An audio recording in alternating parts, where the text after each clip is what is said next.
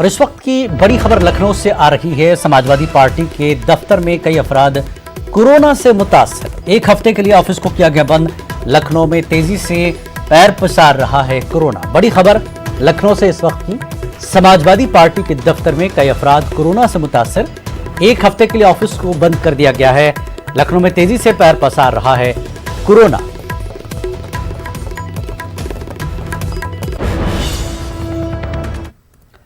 एक सितंबर से अनलॉक 4 की शुरुआत हो गई है, जिसमें 21 सितंबर से मजहबी तकरीबात में लोगों के शामिल होने की तादाद में भी रियायत देते हुए 100 लोगों तक के शामिल होने की इजाजत दी गई है। लेकिन इस ताल्लुक से मुकम्मल तौर पर गाइडलाइन जारी न किए जाने से मजहबी रहनुमाओं में बेचैनी का आलम है।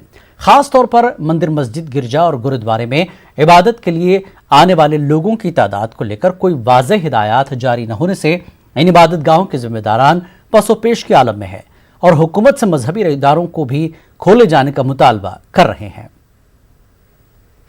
अब अजीब शशोपंज में है सारे के सारे। गवर्नमेंट की प्रक्रिया क्या होगी, किस तारीख से किसके लिए इजाज़त होगी। इसलिए आज के हालात में जो कुछ सूरत हाल मुल्क के अंदर कोरोना की है वो सबके सामने है। इसमें अब जब कोरोना मार्केटों से नहीं फैला, मंदिर और शराब खानों से नहीं फैला, तो इबादत खानों पर ये तसव्वुर कर लेना कि यहाँ से कोरोना फैल रहा है, ये बहुत ही बुरी बात और नासमझी की बात है। हाँ, स्पष्ट होनी चाहिए। जब नोटिस लगवा के मंदिर बंद करवाएं तो स्पष्ट होनी चाहिए, क्योंकि पुजारी के ऊपर भी तो सब कार्यभार रहता है कि किस तरीके से क्या करना है। तो गाइडलाइन तो होनी ही चाहिए। इनके पास जब भक्त नहीं आएंगे, कोई दान दक्षिणा नहीं आएगी, तो इनका भरण पोषण कैसे होगा। हम अपने मंदिर की बात करते हैं, बाबा मनोहरनंद मंदिर जहाँ आप बैठे हुए हैं। यहाँ लगभग 60 प्राणी हैं, 40 हमारे पास गाय हैं और लगभग 10-20 कर्मचारी जो सेवा करते हैं मंदिर की। कुछ ऐसे हैं जो घर से निकाल दिए हैं, ऐसे वृद्धा महिलाएं भी हैं जो यहाँ पे रहती हैं, उनको भोजन पानी या सब व्यवस्था होती है। अब ऐसे कोरोना काल में किसी ने नहीं झाँका कि उनको कैसे भोजन मिल रहा है, कैसे यहाँ पे हम भरण पोषण कर रहे हैं। सीए मुखालिफ तहरीक में शामिल होने के मामले में डॉक्टर कफील खान को भले ही हाईकोर्ट से जमानत मिल गई है, लेकिन एहतजाजी तहरीक में शामिल दर्जनों नौजवान ऐसे भी हैं जो जेल की सलाखों के पीछे हैं। सीए मुखालिफ तहरीक में शामिल कारकुनान के खिलाफ रियासती हुकूमत की कार्रवाई में कोई कमी नहीं आई है। लॉकडाउन के दौरान पुलिस ने ऐसे अफराद के खिलाफ संगीन दफात के तहत मुकदमे दर्ज किए हैं जो सीए मुखालिफ तहरीक में पेश रहे हैं। पेश खास रिपोर्ट।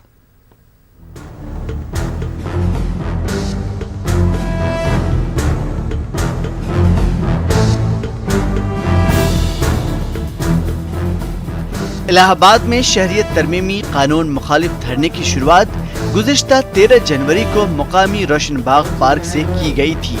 2 महीने से ज्यादा चलने वाले इस एहतजाजी धरने को मुकामी पुलिस ने 21 मार्च को खत्म करा दिया था। पुलिस के आला अफसरान ने रोशनबाग पहुंचकर कोरोना का हवाला देकर एहतजाज खत्म करने की अपील की थी। पुलिस ने एहतजाज में शामिल अफराद को यकीन दिलाया था कि धरना खत्म करने के बाद किसी के खिलाफ कार्रवाई नहीं की जाएगी, लेकिन एहतजाजी धरना खत्म होने के बाद पुलिस अपने वादे से मुकर गई।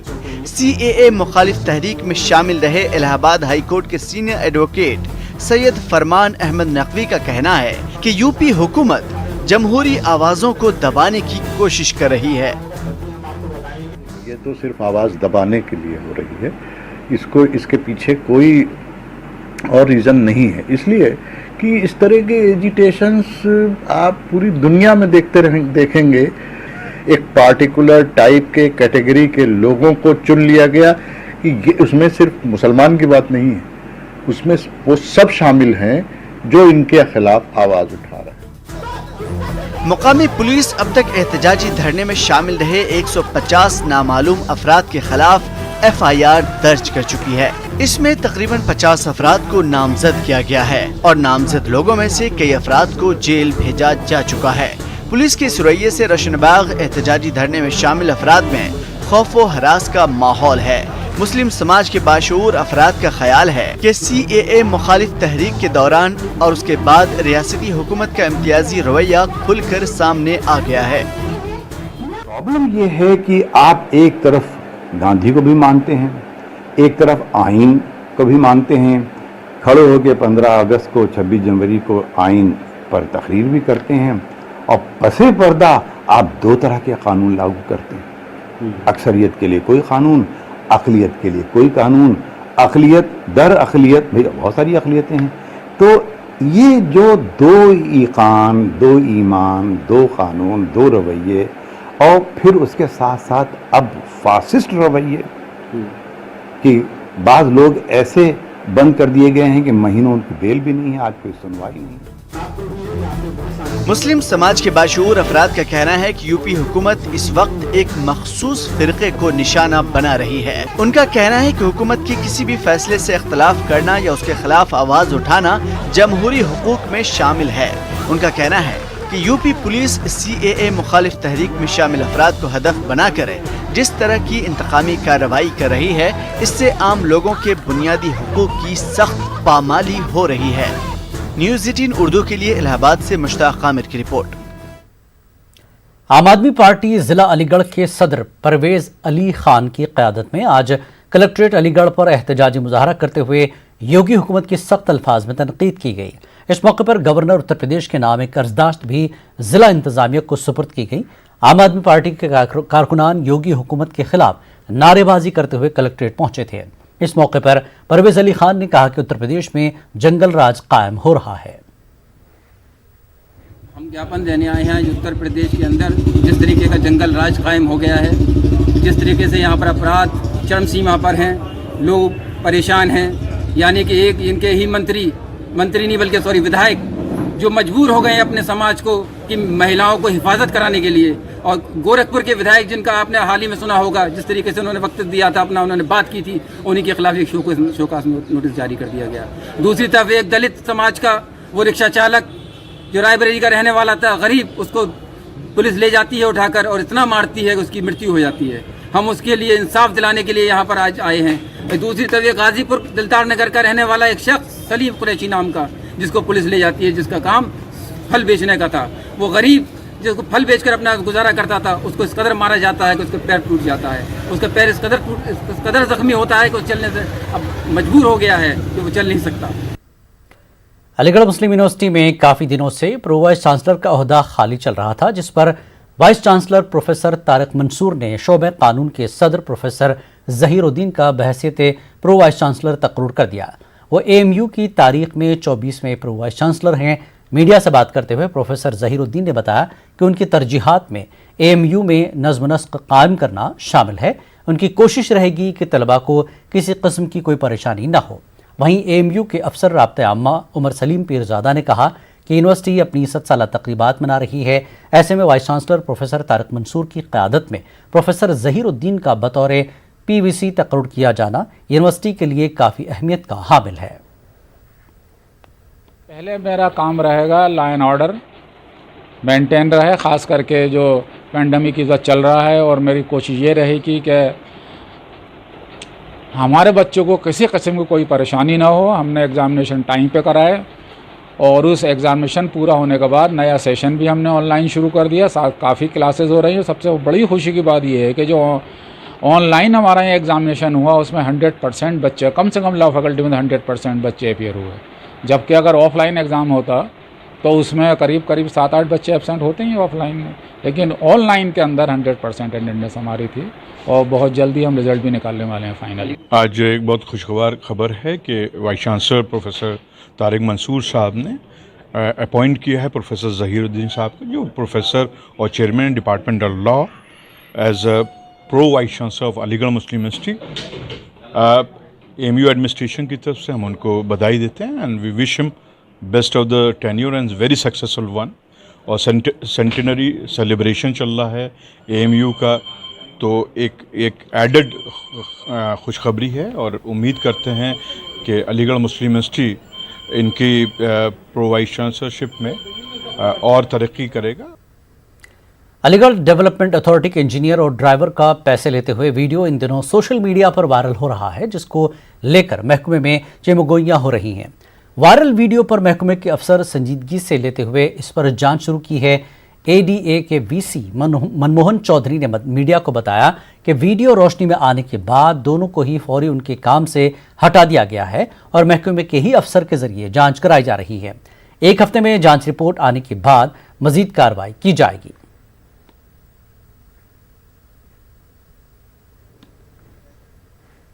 जो वीडियो वायरल हुआ है तो उस वीडियो में हमारे अवर अभियंता हैं और एक ड्राइवर है और ड्राइवर के द्वारा पैसा दिया गया है 1.5 लाख रुपए और उसमें जो प्रकरण है ये हमें हमारी संज्ञान में रात में आया था।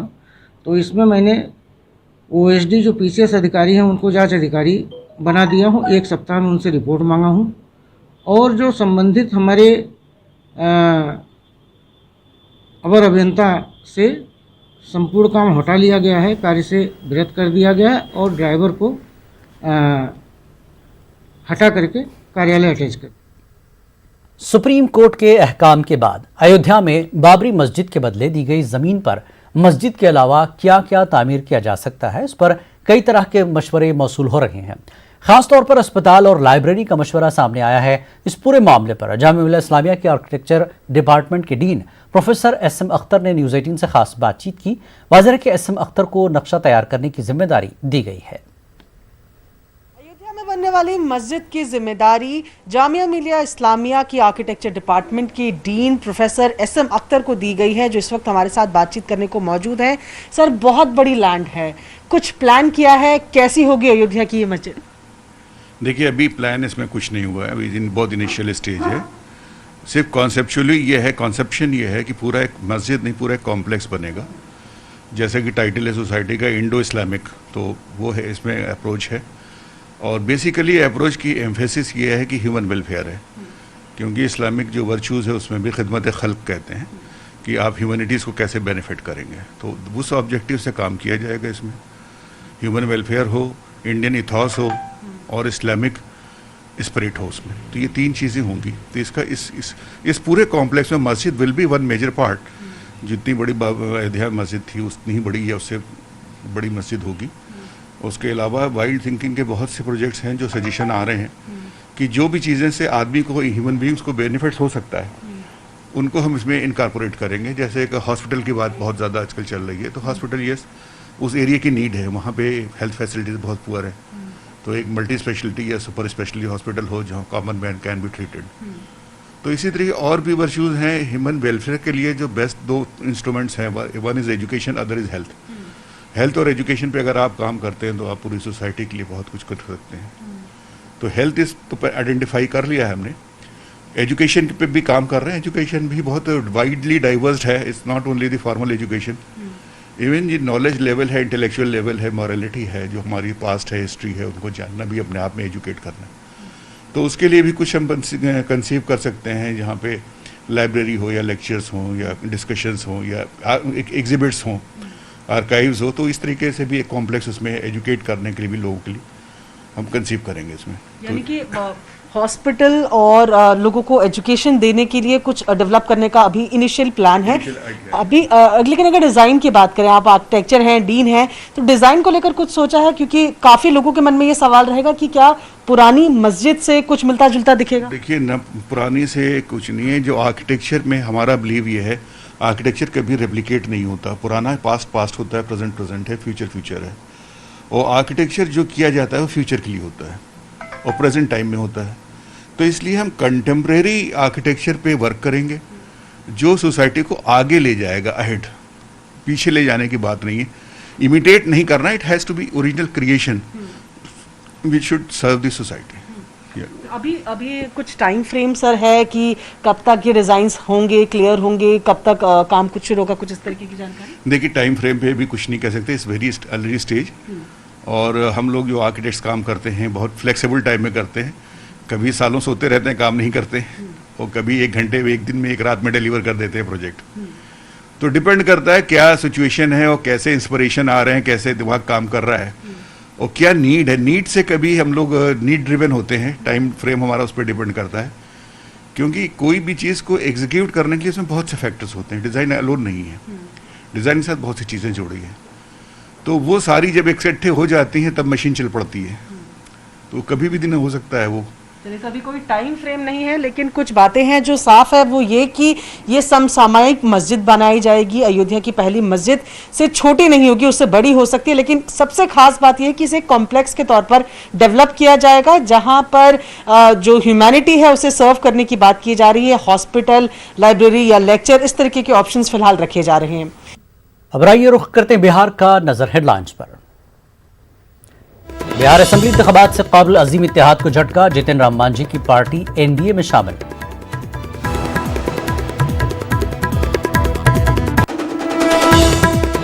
मांझी के एनडीए में शामिल होने पर कांग्रेस का रद्दअमल। कांग्रेस लीडर तारिक अनवर ने कहा, मांझी के जाने से अजीम इत्तेहाद को कोई फर्क नहीं पड़ता।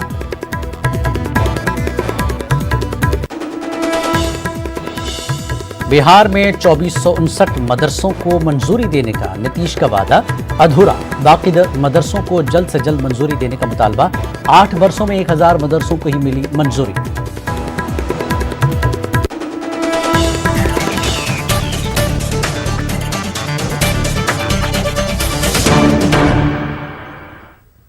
जितिन राम मांझी की पार्टी हिंदुस्तानी अवाम मोर्चा एनडीए में शामिल हो गई। जितिन राम मांझी ने प्रेस कॉन्फ्रेंस करते हुए कहा कि वो एनडीए में बिला शर्त शामिल हो रहे हैं। हालांकि उन्होंने ये भी कहा कि बिहार अजीम इत्तेहाद में उनकी कई बातें नहीं मानी गई, जिसकी वजह से वो नाराज हैं। उन्होंने ये भी कहा कि नीतीश कुमार से फिलहाल सीटों की तकसीम पर कोई बातचीत नहीं हुई है। हमने निर्णय ले लिया, हमारे लोग हमको अधिकृत भी किए हुए थे कि कहाँ हम लोग जाएंगे। तो आज हमारा फैसला ये है कि हम नीतीश कुमार जी के जदयू पार्टी का एक अंग हो करके, यानी कि एलाई हो करके हम उनके साथ रहने का इरादा किया है। मर्जर की बात हमारे लोग नहीं करते थे, इसीलिए मर्जर की बात नहीं आई है। हम उनके साथ एलाई के रूप में काम करेंगे। नेचुरली जब जदयू और माननीय नीतीश कुमार जी एनडीए के जब पार्टनर हैं, तो हम भी अपने को मानते हैं कि आज से एनडीए के पार्टनर हम लोग हो गए। लेकिन ये बात सही है कि हम नीतीश कुमार जी के जदयू के नज़दीक हैं और उन्हीं को अपना पार्टनर मान करके आज हम चलने को फैसला किया है। प्यार में और युद्ध में कोई इफ वट नहीं होता है, सब चीज़ जायज़ होता है। हमारा कहना है कि जब हम युद्ध में जा रहे हैं और एक दूसरे के साथ दिल में दिल मिलाने की बात किया है, तो यहाँ पर कोई प्रश्न नहीं उठता है और लाभ हानि की बात नहीं सोची जाती है। सिर्फ और सिर्फ एक म्यूचुअल अंडरस्टैंडिंग जिसको कर सकते हैं कि म्यूचुअल अंडरस्टैंडिंग बनी है और हम समझते हैं कि हर एक दूसरे का सम्मान हम लोग देखेंगे और जिस प्रकार से गठबंधन को आगे बढ़ाना है, जदयू को आगे बढ़ाना है, इस पर हम लोग चर्चा कर कर के सीटों का जहां तक होगा बंटवारा वो सब किया जाएगा। हमारा कोई शर्त नहीं है, हम बिना शर्त के ही नीतीश कुमार जी के साथ रहे हैं, इसलिए कि नीतीश कुमार जी ने ही हमको मुख्यमंत्री बनाने का काम किया।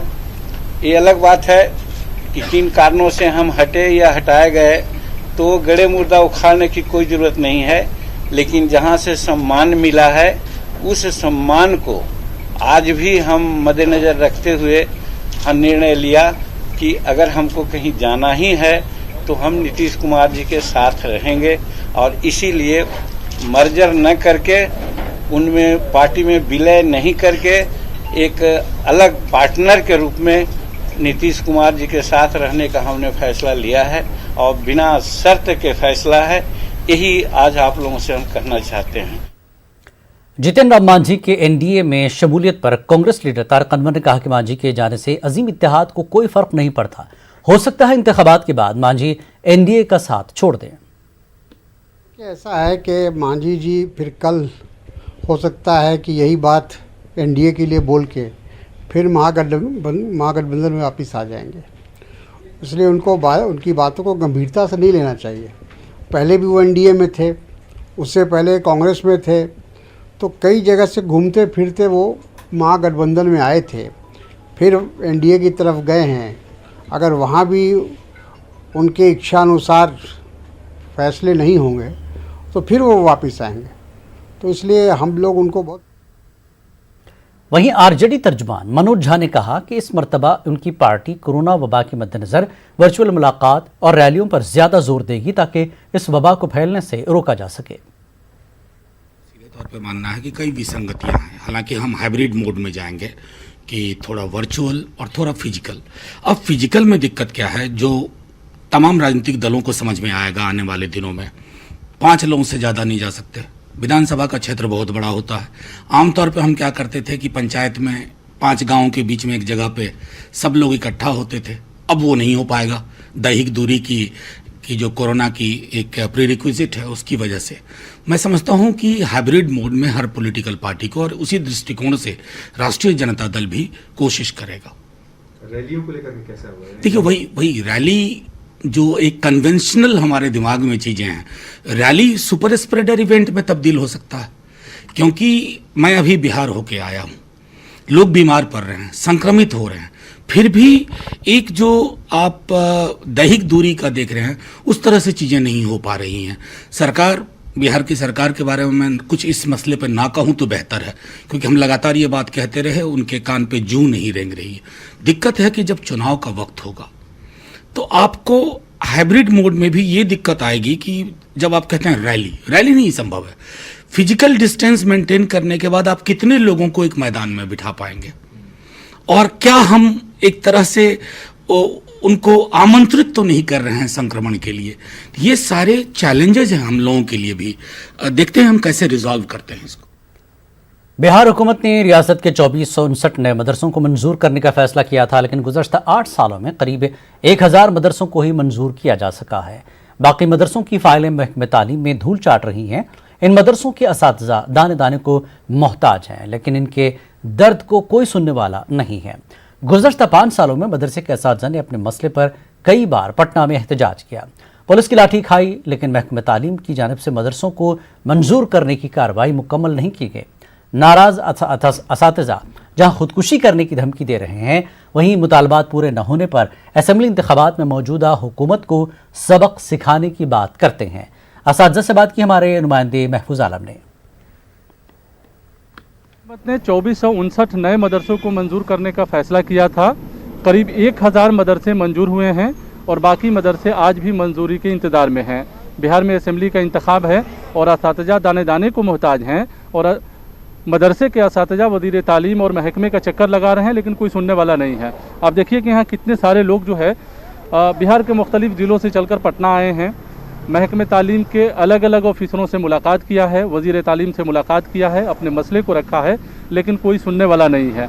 हम बात करते हैं मदरसा टीचर एसोसिएशन के ये सदर हैं। अब बताएं क्या मसला क्या है, आप लोग क्या मुतालबा कर रहे हैं? मुतालबा ये है हम लोगों का कि सरकार ने 2011 में 2459 मदरसा को अनुदान देने का वादा किया, जिसमें अब तक 814 मदरसा को ही अनुदान दिया गया है, जबकि हम लोग 2015 से ही विभाग से लेकर के और बोर्ड का चक्कर काट रहे हैं, और कभी विभाग जो है बोर्ड को फाइल वापस करता है, कभी बोर्ड विभाग को फाइल वापस करता है। ये हम लोगों के साथ मजाक हो रहा है इतने दिनों से। यानी दौड़ते दौड़ते चप्पलें घिस गई, लेकिन अभी तक विभाग के लोगों ने सुना नहीं। आप बताइए कि चुनाव भी है तो आप लोग क्या प्रेशर बना रहे हैं?